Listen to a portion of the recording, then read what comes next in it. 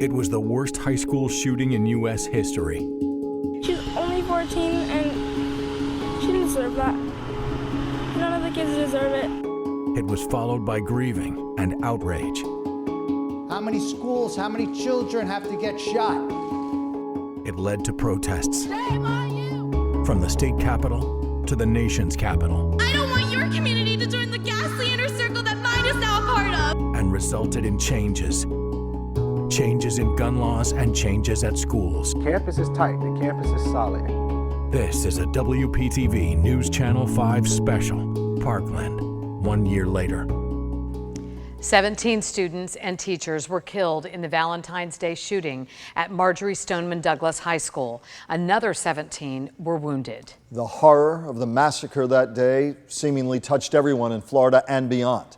Now, 1 year later, we're seeing how it continues to be very much part of our lives. For the next half hour, we're taking a look at how life has changed in our area since Parkland, for our schools, for our law enforcement agencies, and for the families that suffered the most unimaginable loss.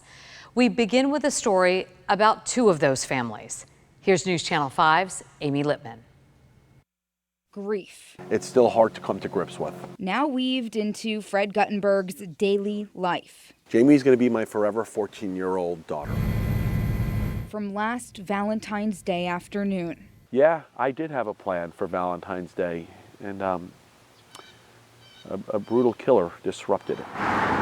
Now, 1 year later, there's a single image burned into Guttenberg's mind. Of her running down that hallway and knowing there's a shooter with an AR-15 at her back.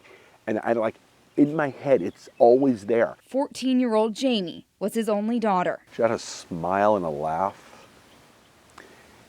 And, gosh, I miss it. He especially misses seeing that smile on stage. Jamie lived to dance. And Guttenberg lived for his daughter. I don't know how or when this gets easier. Gina, of course, was a member of the color guard. Tony and Jennifer Montalto understand all too well after losing their 14-year-old daughter, Gina, that same day. It's hard to believe that she's no longer with us. She should have been a sophomore by now, practicing with color guard after school and fine-tuning her skills at the easel, one of her favorite hobbies. She was proud to show off her creations. What she wanted most from her art was for other people to enjoy it too. And that's what happened when she was named Artist of the Month at Parkland Library in January. It means a lot that they honored her that way. Every day, the Montaltos and the Guttenbergs and the 15 other families tied together by tragedy are working to honor their loved ones. They formed Stand with Parkland to push for safer schools and safe gun ownership. When we spoke together with one voice, we had the most effect. Some families have started their own initiatives as well. For Guttenberg, that began with an orange ribbon, which has since been worn around the country in honor of Jamie and other gun violence victims. I belong in this fight. Because whether it's 17 or 1, for their grieving families, it's always too many. Thoughts and prayers, while they're always welcome, aren't going to make anybody safer. It's action. She, I know, would expect me to do what I'm doing right now because she would have done it. I'm Amy Littman, WPTV News Channel 5. The shooting in the school building lasted 5 minutes and 32 seconds. And during that time, many of the students looked to their teachers for help. If you see a teacher from Stoneman Douglas, thank them, because we all owe our lives to their bravery. And it was the teachers who also helped guide the students as they returned to school after the shooting. Since then, the teachers have faced their own challenges, as News Channel 5's Alex Hagan reports.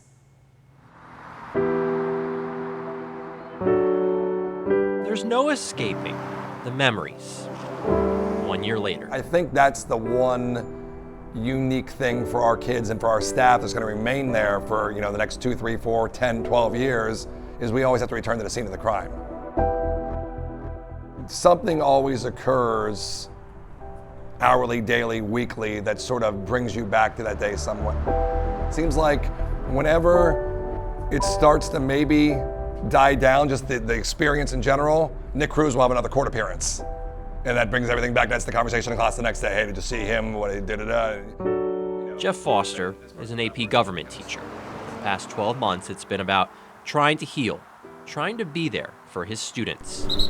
Their emotional state of well-being is probably the most important thing to us right now. Johnny or Sally needs to come and sit in my room for 2 hours, that period, just to feel better. They can come. It's difficult to go to school and stand in front of your class, but it's something that I've shared with my students because it's things that they're going through as well. Darren Levine teaches English and Holocaust studies. We're all different now. We're not ever going to be the same as we were prior to February 14th. So much has changed for Jeff and Darren. They have a new class of students, and they're finding they have to adopt new ways of teaching. Certain subjects that you kind of avoid talking about.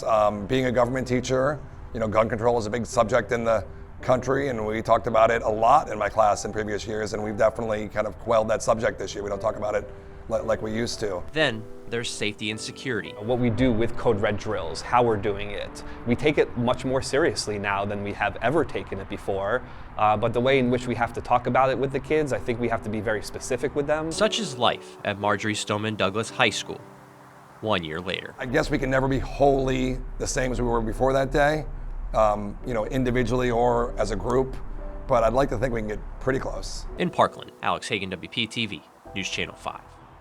On Valentine's Day, Parkland became one of the 10 deadliest mass shootings in U.S. history. But there was, many argued, something different in the aftermath of this shooting. We saw just hours after the attacks as students channeled their pain into a powerful force for change. In the vigils the day after the murders, don't tell me there's no such thing as gun violence, came the first signs of the battle for stronger gun laws. That fight was led by the students. Because of the systematic failure of our government on every level, people are dying every day. And just a week after the massacre, the Marjorie Stoneman Douglas students were in Tallahassee, calling meetings, demanding tougher laws. Young, articulate, and driven. We will not be discouraged. They were pointed in their statements. No one should ever have to go through what we went through. Emotional and direct. How do you feel? No, how do you feel? And less than a month later, they had accomplished something few could have imagined. I asked for a bill which would ban bump stocks and raise the age to purchase a gun from 18 to 21. And this bill does that.